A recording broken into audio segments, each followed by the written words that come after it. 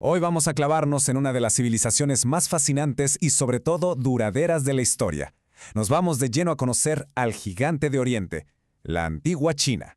A ver, para empezar hay que poner esto en perspectiva, ¿no? Estamos hablando de más de 3.500 años. Mientras otros imperios grandísimos nacían y se caían a pedazos, la civilización china de alguna forma encontró la manera de seguir adelante, manteniendo vivas muchísimas de sus tradiciones por milenios.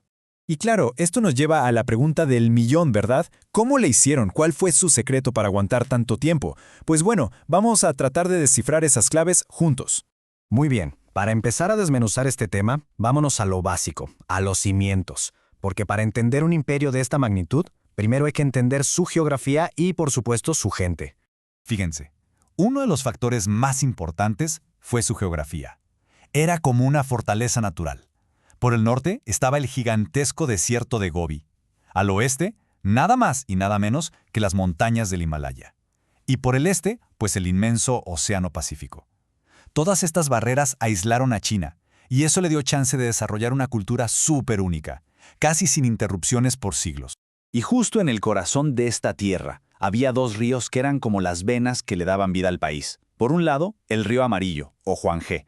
A este le decían el dolor de China, porque, híjole, sus inundaciones eran terribles. Pero al mismo tiempo, dejaba una tierra súper fértil, ideal para el norte. Y luego, más al sur, el río Yangtze, el más largo de toda Asia, con un clima más húmedo, perfecto para el arroz. Estos dos ríos de verdad fueron la cuna de todo. Ahora, hablemos de la gente. La sociedad estaba súper estructurada, en una pirámide muy clara.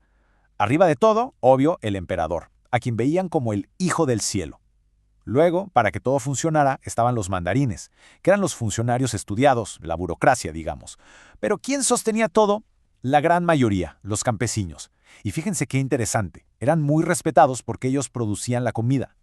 Más abajo, artesanos y comerciantes, y hasta el fondo, pues los esclavos. Esta jerarquía marcaba el lugar de cada quien. Bueno, ya que tenemos el panorama geográfico y social, vamos a meternos a la maquinaria del imperio. ¿Cómo funcionaba? Vamos a ver su economía, su política y esa idea central que lo amarraba todo. La economía tenía su base en la agricultura, claro, pero tenían un as bajo la manga, su verdadera arma secreta, la sericultura, o sea, el conocimiento para hacer seda. Y esto no era cualquier cosa, ¿eh? Era un secreto de Estado guardado con muchísimo celo.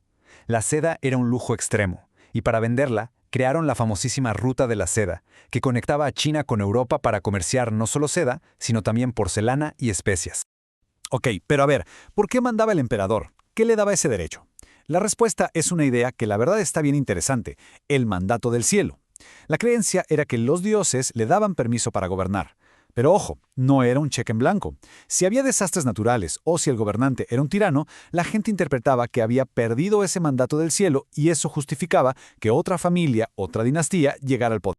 Y así es como funcionaba. China fue gobernada por dinastías, o sea, familias que se pasaban el poder de generación en generación. Tuvimos algunas súper importantes, como la Shang, que nos dejó los primeros escritos, la Zhou, que fue la que realmente afianzó esto del mandato del cielo, la Qing, que unificó a toda China, de hecho, de ahí viene su nombre, y la Han, que fue como una edad de oro, cuando se estableció la Ruta de la Seda.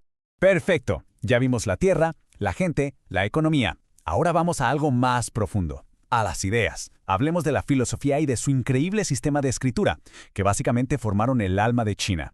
Lo curioso es que no tenían una sola religión dominante. Más bien, la sociedad se movía por tres grandes filosofías que convivían. Por un lado, el confucianismo, enfocado en el orden social, el respeto y la educación. Luego el taoísmo, que buscaba vivir en armonía con la naturaleza.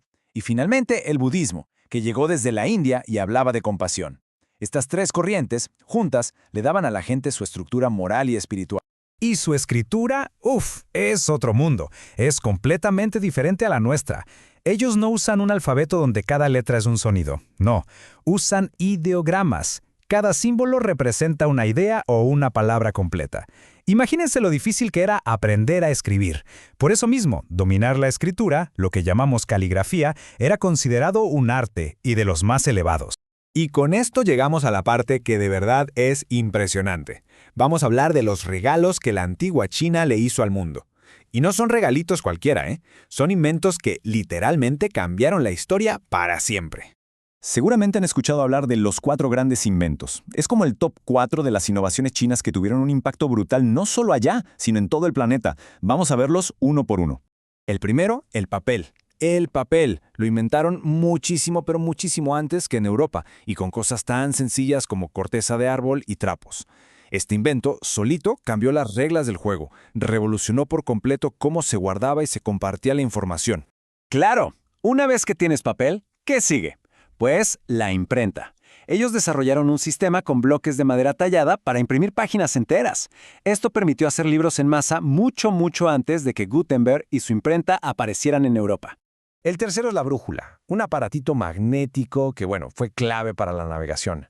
Gracias a la brújula, los marineros podían orientarse en mar abierto con una precisión que antes era impensable. Abrió el mundo a la exploración y al comercio como nunca antes. Y el cuarto, la pólvora. Y aquí hay un dato curioso.